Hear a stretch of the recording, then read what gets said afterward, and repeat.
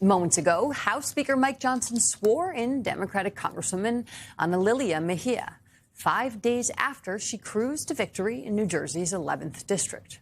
For those counting, that's 45 fewer days than it took Johnson to swear in Congresswoman Adelita Grijalva. Mejia, in an unabashed progressive, won the race by 20 points. That's a larger margin than both former Congresswoman turned New Jersey Governor Mikey Sherrill and former Vice President Kamala Harris earned in the district in 2024. And it's yet another warning sign for Republicans ahead of the midterms. And Congresswoman Ana Lilia Mejia joins us now. Congresswoman, first of all, congratulations. Welcome to the table. Thank you so much for being here. As Jackie said, we're not accustomed to people getting ushered in through the door quite this quickly. This is a bit of a surprise. It's a big deal. That was nice. So now you are there. Tell us sort of your first impressions of this Congress. Well, it was what a warm welcome to receive from my future colleagues. And I'm just thrilled to be able to have the honor and the privilege to represent the great people of New Jersey's 11th Congressional District. I'm glad to get seated as quickly as I have and to get to work because my constituents are very concerned about what they're seeing, not only in our economy, but our democracy. And I'm here to represent them.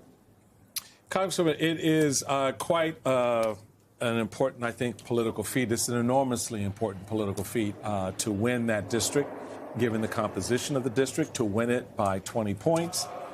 So you've had a lot of movements among the electorate there in your backyard.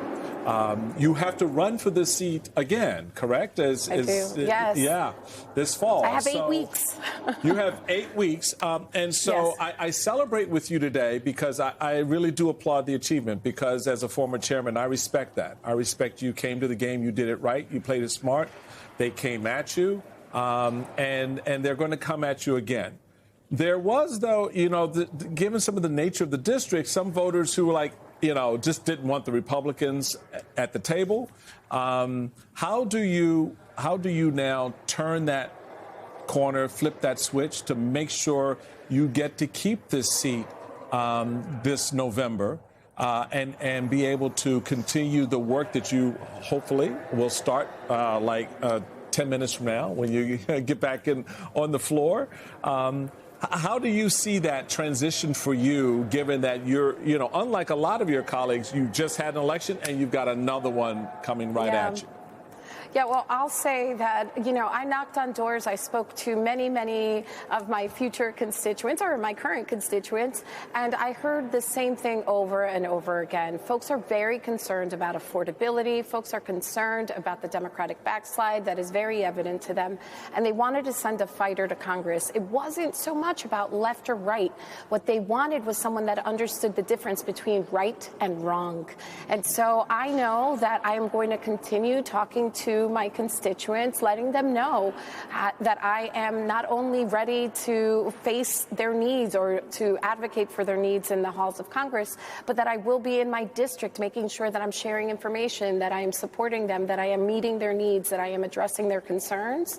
And I believe that that will carry us to victory in June and again in November.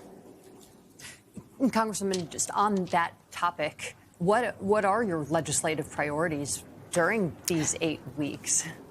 Well, first and foremost, getting my footing and hitting the ground running. I want to make sure that I am attuned to the issues that are impacting us most today.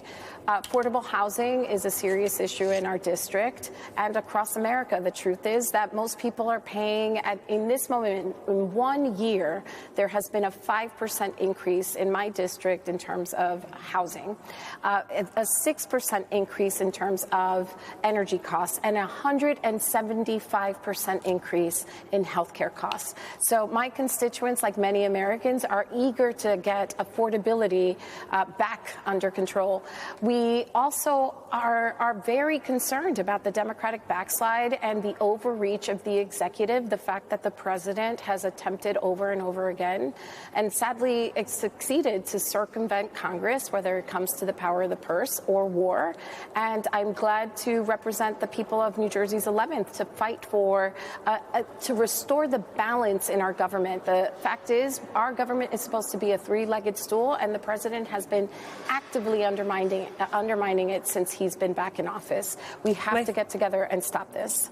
My fellow Jersey girl, I was reporting from our home state last November and speaking with folks on all of the campaigns. And the thing I heard, especially from the Cheryl campaign, was sort of this start with the economy and then pivot to democracy. What I found interesting about your messaging is that's not exactly how you're playing it. You are actually connecting the dots on the two. You're not treating them as though they are separate issues. And I wonder if, based on your own experience campaigning, talking with voters, really selling that message door to door, if you think there is something that Democrats nationwide can learn from your victory.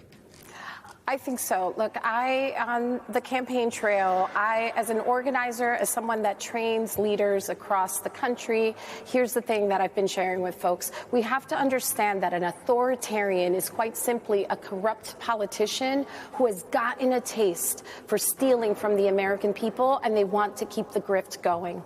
And oligarchs are just corporate interests who have gotten a taste for stealing from their workers, from their consumers, from the American people, and they want to keep the grift going.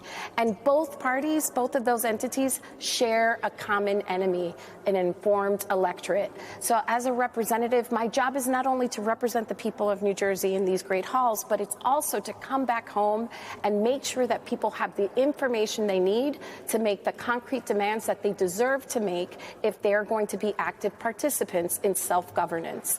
There is no difference. There is no distance, in fact, between protecting our democracy and having the mechanisms to create policy that represent us best. In order for us to be able to be active participants in self-governance, we have to retain and restore the integrity of our democratic institutions. So democracy and good policymaking goes hand in hand.